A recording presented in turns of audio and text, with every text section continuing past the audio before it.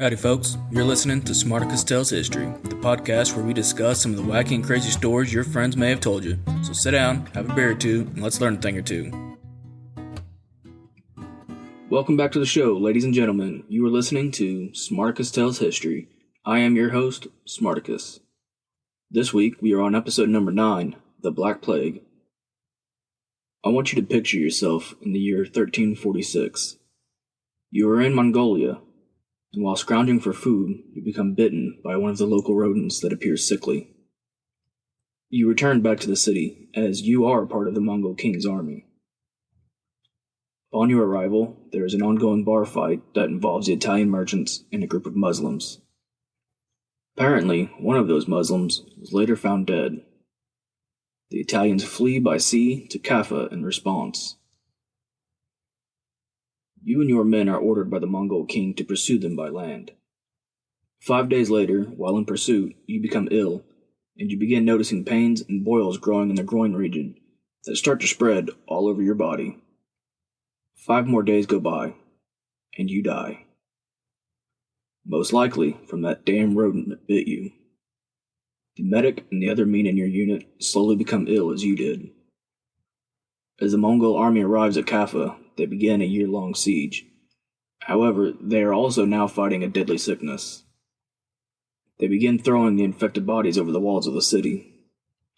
Kaffa is now infected. May 1347. The sickness ravages both sides of the siege.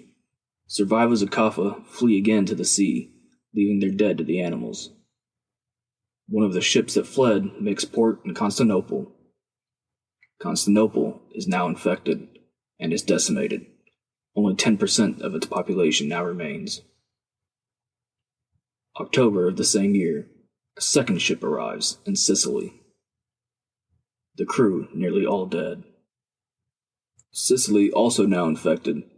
Only half live on to tell the tale.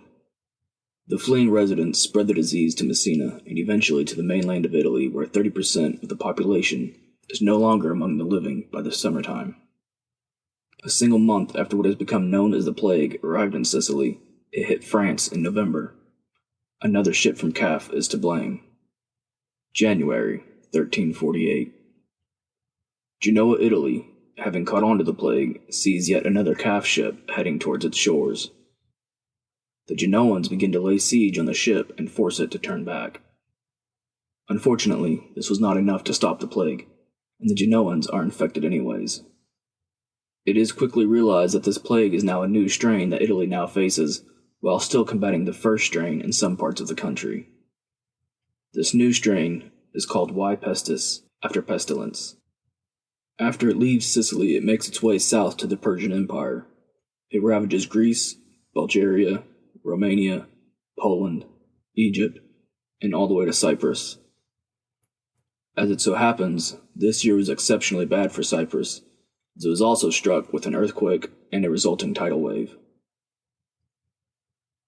Venice, under attack from the plague as well, tries to get ahead of the plague by performing ship inspections and burning infected ships, shutting taverns down, and halted wine deliveries from unknown locations.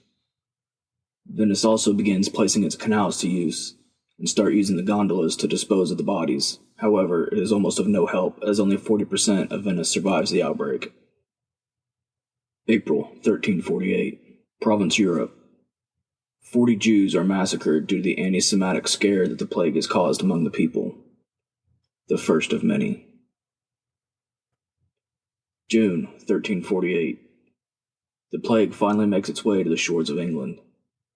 Snaking its way amongst the population, people flee inland, which simply causes the plague to spread even more. By October, it has reached London.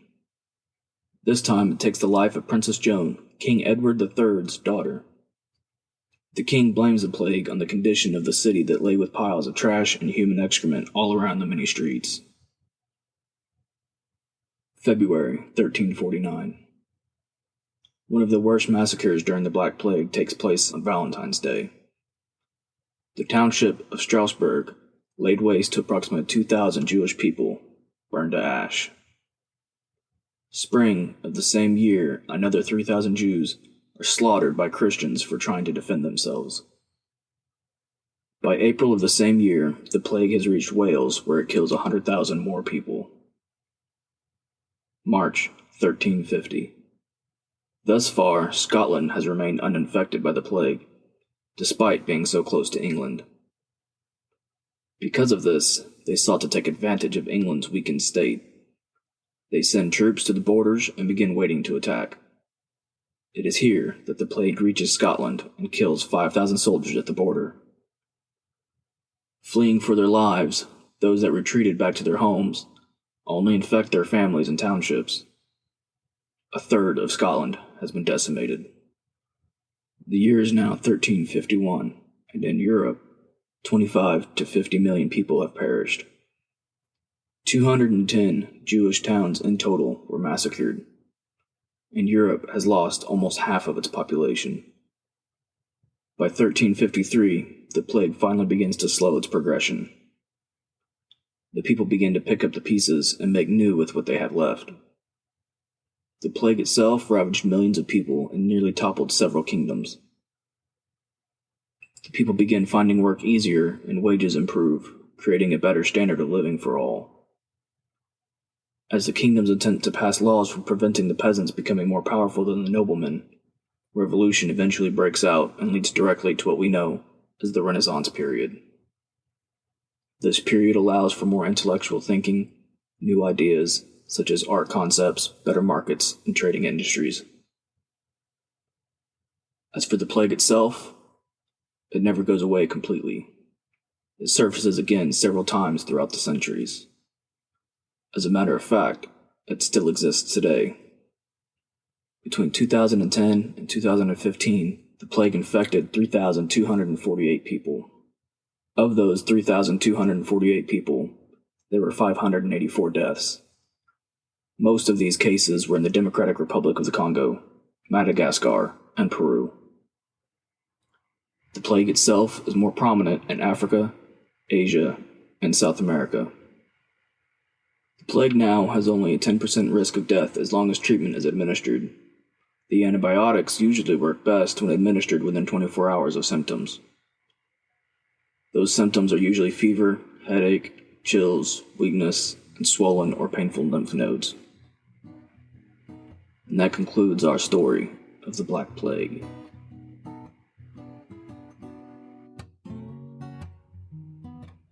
If you guys are interested in adding to your podcast library, there is another podcast that I would like to mention. It is called The Murder Mafia.